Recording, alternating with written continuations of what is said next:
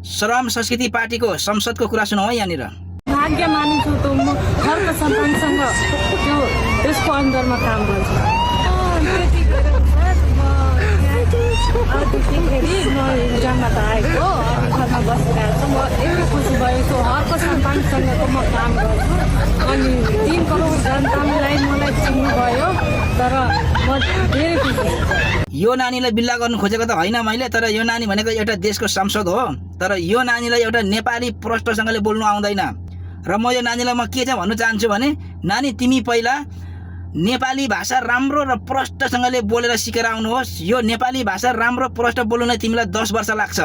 त्यही भएर म भन्ने गर्छु जति पनि श्रम संस्कृति पार्टीमा लागेर हिँड्नु भएको छ सबैभन्दा पहिला सभ्य भाषा सिकेर आउनुहोस् हैन, सभ्य भाषा पास गरेर आउनुहोस्। तपाईहरुलाई 10 वर्ष लाग्छ। त्यही भएर मैले भन्ने गर्छु अबको 10 वर्षमा चाहिँ श्रम संस्कृति पार्टी सरकारमा जानु सक्छ, हर्क सम्पाङ प्रधानमन्त्री बन्नु सक्छ, सभामुख बन्नु सक्छ र योग्य पनि हुन्छ भन्नु खोजेको यही हो। के लाग्छ साथी? प्रतिक्रिया चाहिँ कमेन्टमा राख्नु होला है।